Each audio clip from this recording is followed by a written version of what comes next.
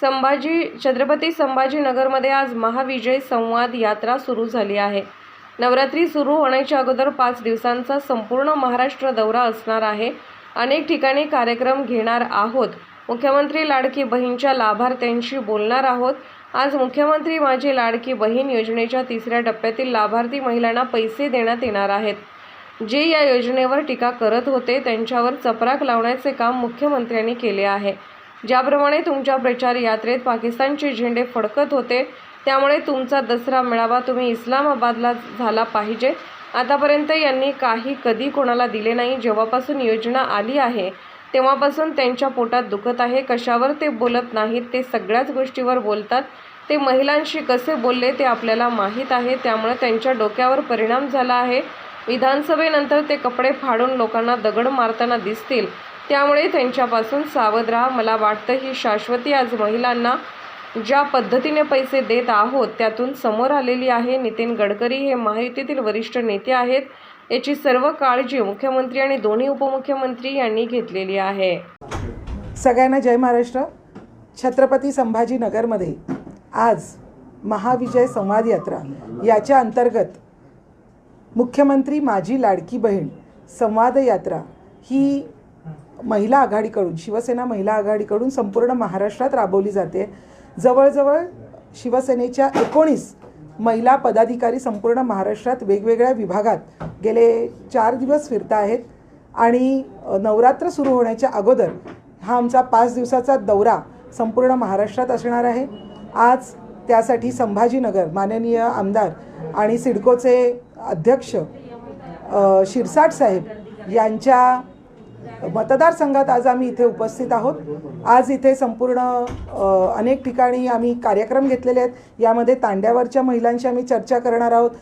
मुख्यमंत्री माझी लाडकी बहीण यांच्या लाभार्थ्यांशी आम्ही बोलणार आहोत आणि अनेक महिलांशी चर्चा करणार आहोत।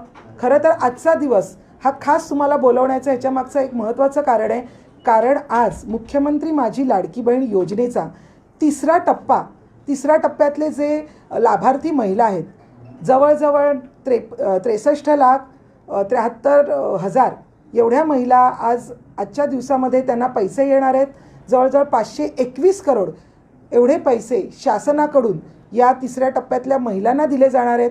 त्याच्यामुळे गेले अनेक दिवस जे बोलत होते की आम्ही यांना पैसे देणार नाही आहोत किंवा आम्ही पैसे देण्याचा हा फक्त जुमला आहे निवडणुकीचा, एवढं जे कोणी बोलत होते त्यांना ही एक चपराक आहे। त्यांना हे दाखवून दिलेलं आहे की आमचे मुख्यमंत्री जे बोलतात ते करून दाखवतात आणि त्याप्रमाणे 3ऱ्या टप्प्यातल्या महिलांना आज पैसे मिळायला सुरुवात झालेली आहे।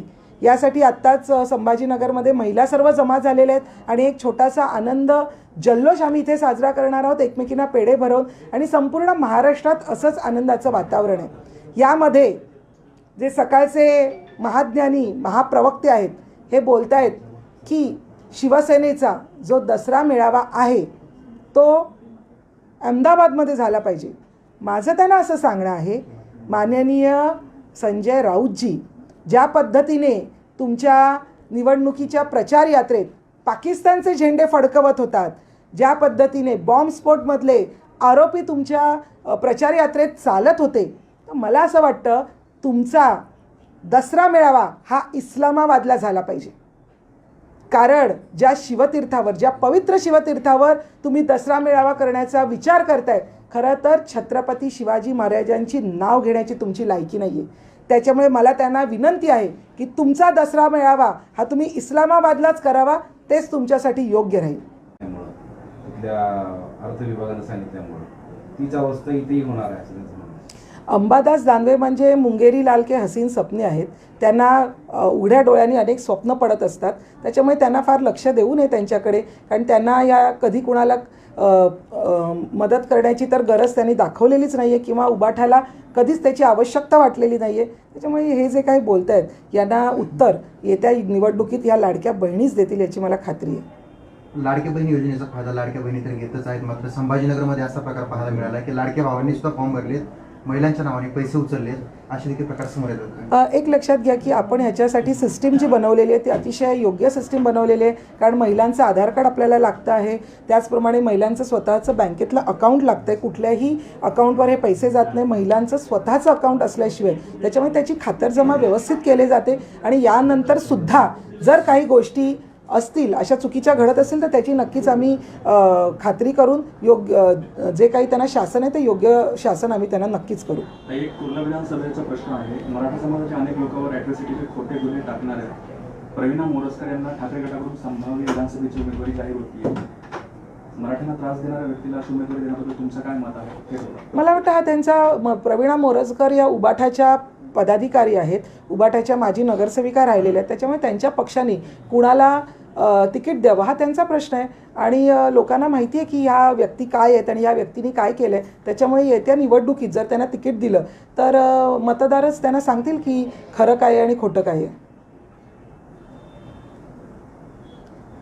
अजून काही प्रश्न राहिलेले आहेत? विधानसभा निवडणुकीसाठी महायुतीची उमेदवारीची पहिली यादी नवरात्रीच्या अगोदर जाहीर होणार आहे असं बघा, नक्कीच सगळ्यांचीच इच्छा आहे की आपल्याला कल्पना आहे की कदाचित निवडणुका या दिवाळीच्या आसपास होणार आहेत. त्यामुळे आपले जे मतदार आहेत मतदारांपर्यंत पोहोचण्यासाठी आपल्याला योग्य वेळ मिळावा. डिपॉझिट जप्त करा असं आवाहन उद्धव ठाकरे यांनी नागपुरातून केलं आहे. उद्धव ठाकरे हे जे काही बोलतात, जे काही विचार करतात आणि जे काही करतात याच्यामध्ये कुठलंही ताळतंत्र नसतं. त्याच्यामुळे ते जे काही बोलत आहेत त्यांना फार सिरियसली घेऊ नका. कारण आम्ही आत्तापर्यंत जे योजना आणलेल्या आहेत, जे लोकांसाठी 2.5 वर्षात काम केलं आहे ते आम्ही लोकांसमोर मांडतो आहे. हे फक्त तोंड उघडलं की शिव्या, शाप, कुणाबद्दल वाईट बोलणं याच्या पलीकडे काहीच केलेलं नाही आहे. आत्तापर्यंत यांच्या पक्षाने कधीच कुठल्या महिलेला किंवा कुणाला मदत केल्याचं कुणाला आठवत नसेल. त्याच्यामुळे ज्यांनी कधी कुणाला मदत केलेली नाही, ज्यांनी कधी स्वतःच्या खिशात हात घातलेला नाही आहे, त्यांनी मला वाटतं सांगू नये की कशा पद्धतीने आम्ही काम करावं. उद्धवजी, आपण महान आहात, फार महान आहात आणि तुमच्याबद्दल बोलणं खरं तर आम्ही आता टाळणार आहोत. कारण तुम्ही फक्त आणि फक्त पक्षांवर टीका करणं, माननीय शिंदेसाहेब, माननीय फडणवीसजी आणि अजित पवार यांच्याबद्दल वाईट बोलणं याच्या पलीकडे काहीच करत नाही आहात. सध्या जागा वाटपाबाबत चर्चा सुरू आहे, निर्णय होईल नाही होईल वगैरे. महिला शिवसेना महिला आघाडीच्या वतीनं किती जागांची मागणी तुम्ही पक्ष नेतृत्वाकडे करताय, मुख्यमंत्र्यांकडे करताय? आमचे मुख्यमंत्री एकनाथ शिंदेसाहेब यांच्याकडे मागणी करायची आवश्यकताच नाही आहे. कारण त्यांना माहिती आहे की कशा पद्धतीने महिलांना सन्मान द्यायचा असतो. कारण हा पहिला शिवसेनेमध्ये पहिल्यांदा महिला नेत्या केल्या गेल्या आहेत, महिला सचिव केल्या गेलेल्या आहेत. महिलांचं नाव हे वडिलांच्या अगोदर लावण्याची त्यांनी एक GR सुद्धा काढलेलं आहे. तर मला वाटतं महिलांना नक्कीच यामध्ये आमच्याकडे यामिनी जाधव होत्या, खासदार भावनाताई होत्या ज्या आता परत आमदार झालेल्या आहेत, मनीषा कायंदे आहेत, नीलमताई आहेत. तर अशा बऱ्याच महिला आहेत आणि याही पुढे महिलांना नक्कीच सन्मानजनक अशा जागा मिळतील याची आम्हाला खात्री आहे आणि शिंदेसाहेब याबद्दल नक्कीच विचार करतील. तरी तुमचं काहीतरी असेल की आकडा एवढे 10 जागा द्या महिला, मला वाटतं 20 जागा द्या, नाही 2 जागा द्या, असं. अशा पद्धतीने पक्षामध्ये माननीय शिंदेसाहेबांना नक्कीच माहिती आहे की महिलांना कसं सन्मानित करावं आणि ते त्या पद्धतीने आम्हाला सन्मानजनक जागा नक्कीच महिलांना देतील.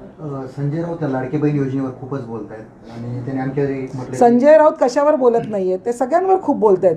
त्यांनी जे काही केलं आहे ते सोडून बाकी सगळ्या गोष्टींवर ते खूप बोलत आहेत. त्यांनी महिलांशी कशा पद्धतीने संभाषण केले आहेत हे आपल्याला माहिती आहे. त्यांच्या तोंडातून कशी वेगवेगळ्या नेत्यांबद्दल मुक्ताफळं बाहेर येत आहेत, कशा पद्धतीने ते शिव्याशाप देत आहे, सगळं आपण बघतो. त्याच्यामुळे त्यांच्या डोक्यावर फार परिणाम झालेला आहे. मानसिक संतुलन त्यांनी बिघडलेलं आहे त्यांचं. 100 दिवस ते जेलमध्ये जाऊन आलेले आहेत. त्याच्यामुळे त्यांच्या विचार करण्याच्या पद्धतीवर सुद्धा परिणाम झाला आहे. त्याच्यामुळे माझी मीडियाला विनंती आहे की त्यांना फार सिरियसली घेऊ नये.